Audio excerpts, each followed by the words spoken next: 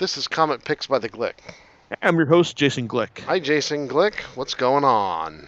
Hey, John. So I know that last time I ended off by saying that I was going to try and do a podcast on Wild's End by Dan Abnett and Ian Colbert. You remember that? I do. Are you reneging? Yes, I totally am because, it's like there's failure on a lot of people's parts here, none of which are mine, I swear. My usual graphic novel supplier, cheapgraphicnovels.com, didn't have the graphic novel in stock, so I ordered it from Amazon, but I ordered from a third party through Amazon because Amazon wasn't offering it at a discount. And this third party, so they'd have it to me by Wednesday, it's like of last week, and that didn't happen. In fact, as we're recording this on Sunday night, they're telling me that it's at that it's at the Amazon shipment facility in San Bernardino, which is a lot better than I was hoping for. But that means that I had to find something else to talk about instead. But that's good. But it's no problem because my last batch of orders from cheapgraphicnovels.com, I ordered something else I was planning on talking about a little later on, and that was going to be Marvel's latest Doctor Strange event, Damnation. And I guess it's kind of a misnomer to say it's their latest Doctor Strange event because Doctor Strange doesn't really get events these days. I mean, yeah, he had a really successful movie starring Benedict Cumberbatch, back in 2016, and it was great seeing him again as the Good Doctor in Infinity War. But Strange has been kind of a B tier character. It's like in the comics for a good long while now. It's like if he could usually hold his own solo series for a while, but at the same time though, trying to do multiple series starring him, that's a recipe for disaster. And he's also the kind of guy that unless there's legal circumstances surrounding his return, like having him go years without a solo series, I mean, no one's going to complain too much about it. So there you go. But but in the wake of the movie, Strange had a pretty good series from Jason Aaron and Chris Bacalo. It's like as Aaron tried to lay out new rules for Doctor Strange's powers, introduce a new sidekick for the ordinary. It's like ordinary girl Zelma, library girl Zelma Staunton. It's like and have him take on a group of magicating characters known as the Empirical. So Aaron got some good stories out of him for a while, and then like 20 issues worth specifically, and then he left to go focus on other stuff, specifically in the Star Wars realm and now Avengers these days. So Strange has been kind of in limbo for a little while. It's after Aaron's tenure on the series ended, Dennis Hopeless took up for a secret invasion tie-in, and then Donny Cates, Marvel's new Golden Boy, did a good 5-issue run where Loki showed up as new Sorcerer Supreme. Now I wrote a review about this a while back, and I basically said this is kind of like a filler arc. Marvel has clearly had plans for the character, and Strange has got a new number one as new regular writer Mark Waid sends the Doctor into space, and so they just needed someone to help mark time until he get this new series going. And for that whole Loki as Sorcerer Supreme arc was pretty good on its own terms because Cates realized that if you're gonna do a story arc where nothing really matters, you might as well just go big. So why not just have Strange replaced by Loki, and then bring back the Sentry as well. It's and we're gonna throw in Sentry's arch nemesis, the Void, as well. So yeah, that was a lot of fun. But it all leads us here to where we are now. And that's Damnation. Now, Damnation is kind of an interesting series because in the old days, I mean, the old days being maybe 5 years ago, or hey, if you want to be generous, a decade back, this is the kind of story that would have been done in the pages of Doctor Strange proper. Instead, we get Damnation, the event miniseries, like issues 1 through 4 with tie-ins spread out through the Doctor Strange, the ongoing Doctor Strange series, and also into Iron Fist, Scarlet Spider, and a one-shot. I fill in a particular plot point regarding Johnny Blaze, Ghost Rider. It's like it's like as much as I have an old school comics fan in me, this kind of rankles a bit, to the point where I feel that the story would have been better served if it had been done as a really hyped arc of Doctor Strange. It's like basically, because the idea here is solid. Well, okay, it's a solid interpretation of a bad idea, because one of the big plot points from Nick Spencer's Secret Invasion was the fact that that when Hydra was running the U.S., they razed Las Vegas to the ground as an example of like what happens to the members of the citizenry who who side against them. And the idea that like Vegas and everyone in it can be destroyed, it's just kind of runs counter to Marvel's idea of that fact that our universe is the world next door. Like the idea that Vegas will be destroyed, and everyone in it is going to be dead. It's that's just kind of like breaks suspension of disbelief to an uncomfortable degree. Well, the writer of that series, Nick Spencer, teamed with the writer of Doctor Strange, Donny Cates, to basically remedy that. And Strange, using the power that he accumulated through his raid on Asgard in the Doctor Strange, in those previous Doctor Strange issues. So yeah, that Doctor Strange series, I get one of the things I mentioned about that was the fact that there's a lot of editorial. It felt that the hand of editorial dictatedness was kind of working through that, from the Return of the Century, and also it seems that Strange's newly acquired power through his raid on Asgard, that was also probably dictated as well. But again, if you're gonna have to deal with stuff like that, at least have fun doing it. So that storyline succeeded there. So back to the matter at hand. Through Strange's newly acquired magic power, he's able to bring Vegas back, as well as everyone in it. Problem is that when Vegas was wiped off the map, everyone in it went straight to hell, because hey, why not? And well, who's in hell? Well, none other than Marvel's incarnation of the devil himself, Mephisto. And so Mephisto, Mephisto and his cronies were lording it up. It's I'm running Sin City, literally. But then, so when Strange brought everyone back, it gave Mephisto a literal foothold on Earth. And while he's playing the bleeding heart, saying oh, I was wronged here. It's I was brought onto Earth through no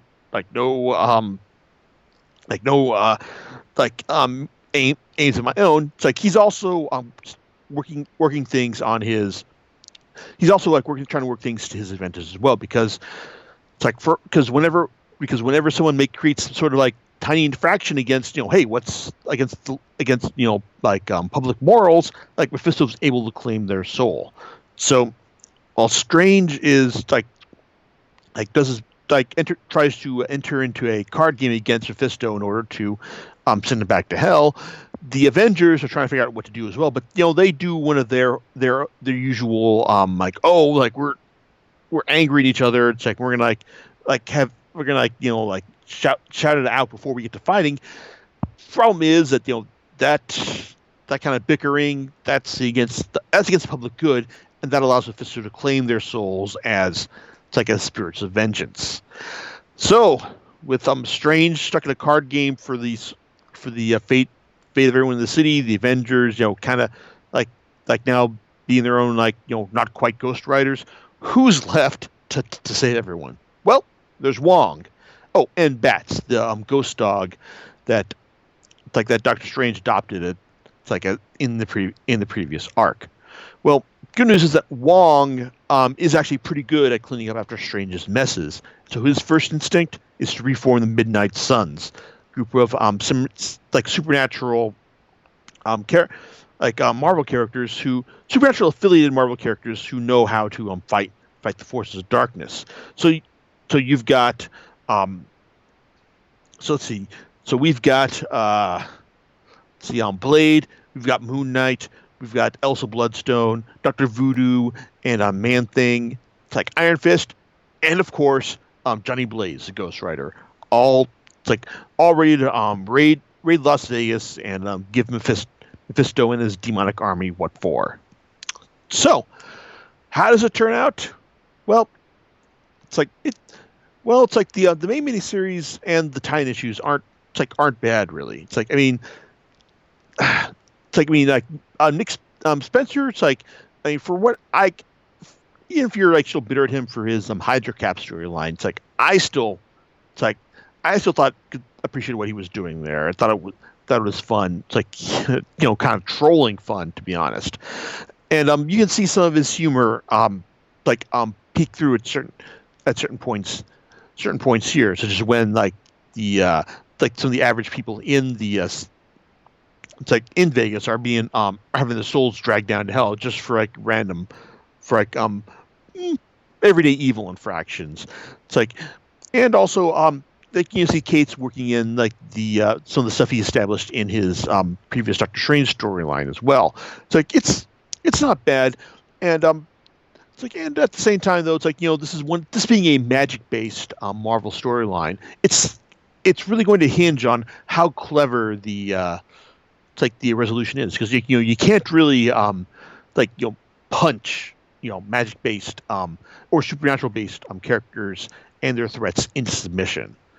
So overall, it's on one hand, the writing, the writing is decently strong. It's like the ultimate resolution of how they managed to get one over on Mephisto. It's isn't bad, even though it's the how of it is relegated to the Johnny Blaze one shot. It's and that's kind of it's when you find out the exactly how Johnny Blaze managed to become the King of Hell, it's oh, okay, well, it's just a lot of stuff that happened. Not bad. But so the idea, the idea isn't bad.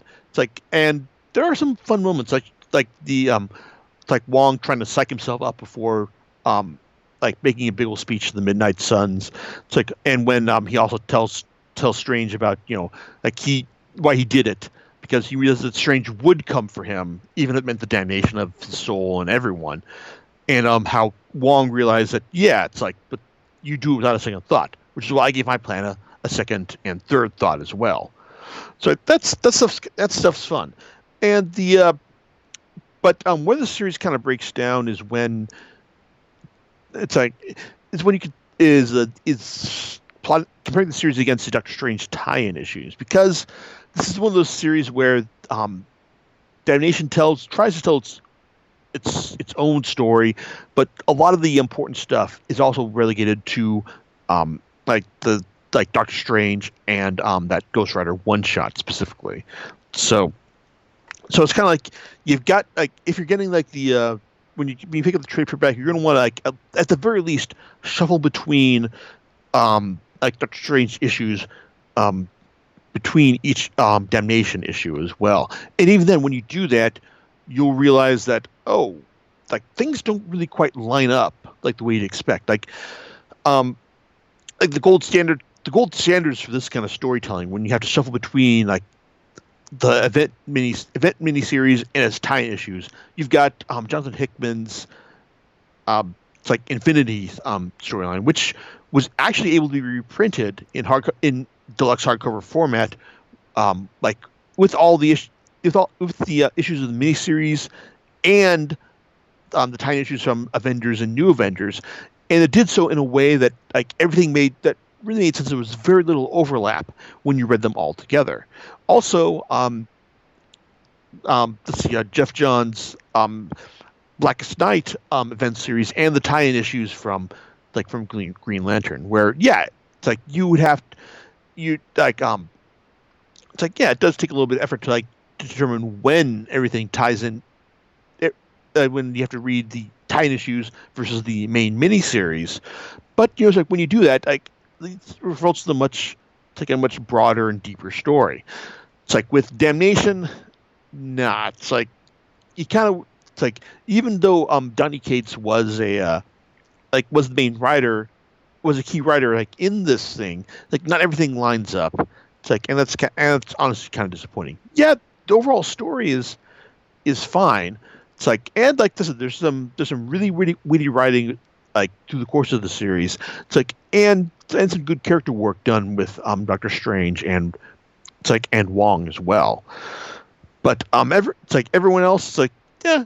It's like there's some like it's all right. It's like I mean like I like the bit with when Moon Knight realizes that hey I've got so many crazy people in my head. Like at least one of them has to be worthy enough to lift Thor's hammer. That stuff's fun. But I don't know. It's like I honestly feel the story probably would have been better served if it had been just done as being like a 5-issue arc, like in the pages of Doctor Strange. I mean, just like I said, just I don't know, like just do that instead. But then again, it's like at least the storyline does have like good art from just about everyone involved. Rod Rice does the first and fourth issues of Damnation. It is like shadowy, ethereal style. It's like really is well suited to the story. Simon Kudransky, it's like he's like his work here isn't as like overly detailed as he's done for Marvel in the past, but it's still appropriately creepy and detailed enough for like the supernatural stuff.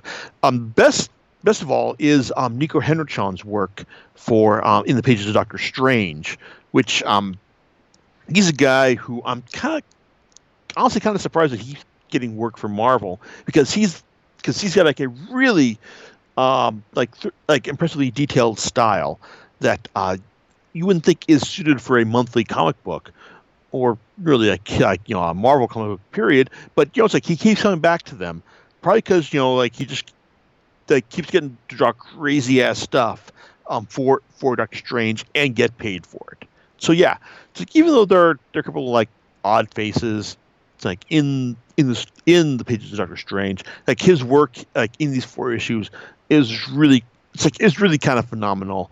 It's like I wish that he had been able to like do the whole series proper. But there you go. Okay. Also, like I said, the Johnny Blaze issue. It's like I said, it's just like a 30-page plot point, like expanded to fill that thing. It's got some nice art from Phil Noto, but overall, it's just kind of like I said, it's I appreciate the fact that was included here because it's essential to the overall story. But as it is, it's just like fine. It's like then you've also got like 3 issues of tie-ins to to issues of Iron Fist and Scarlet Spider. Now, Iron Fist basically has Danny, confronting his worst fears, and also the former Iron Fist, Orson Randall, who is like busy fighting for his life, and how Danny gets involved in this, and how Danny's sister is also involved as well. And hey, Fat Cobra shows up. It's always cool to see Fat Cobra here, but it's just kind of like standard filler that has really no bearing on the on the main story. And as written by Ed Brisson and illustrated by Damian Cosero, it's okay. I mean, it's like I've read worse tie-ins, but it's not something that really gets me like interested in picking up the the main series as well. Faring a little better in that regard are the issues from Scarlet Spider, by Peter David and Will Sliney. Basically, it's like the Ben Reilly, the no do good Spider clone who we last saw in the pages of the Clone Conspiracy. He's living in Vegas, and he's trying to be a hero, but I'm not really doing all that good at the point. To the point where it's like even though he's asked to help out by Wong, like in the fight against Mephisto, it's like he winds up actually making a deal with the devil. It's like a lot. Although he's figured, hey, you know what? I've screwed up so much, my soul is pretty much forfeit at this point as well. So there you go. It's like that's actually kind of interesting, and the idea of like a hero who's just kind of like, well, not really a hero, basically a guy who's trying to do good, but just kind of like failing along the way. That's kind of an interesting concept, and it's like I probably should get around to reading this series because like the setup that we were left with at the end of the conspiracy was actually kind of interesting. So maybe once Marvel does like some kind of like the complete Scarlet Spider, or more likely like once we see a good sale on it at Comixology, I'll probably get around to picking up the series and giving it a full once over. But okay, so overall, it's like Damnation. It's like it's not really a major event that you need to follow if you're like following the course of the Marvel universe. Yes, it does pick up on a major plot point from Secret Empire, but it's like it was something that was like so egregiously out of line that was gonna be fixed anyway, and you lose no points for just like assuming that it was going to be fixed as well. So, but it's like. But as far as the Doctor Strange storyline goes, it's pretty good. It's like, and I guess like for $35 for all the stuff you're getting here, and and if you can get a discount, it's a decent enough value for your money. And to be honest, it's like I think it does probably make a pretty good case for allowing Donny Cates to be given like maybe an event series. It's like for like later down the line. It's like, as it is, it's just basically a glorified Doctor Strange story. If you like the character, it's like, and especially if you liked Kate's take on him in God of Magic, then yeah, go ahead and give this a shot. Otherwise, just leave it on the shelf. So, there you go. John, any thoughts on your end about all this? I don't know. Maybe I'll check it out. Emphasis on maybe? Yeah, maybe. So we'll see. So, do you know what you're going to be talking about next time? Hopefully the shipment comes through. Hopefully, yes. Next time I will be talking about Wild's End, because that should be arriving maybe tomorrow, maybe by Wednesday. We don't know. We live in hope. All right, cool. We'll catch you next time on Comic Picks by the Glick. All right, laters.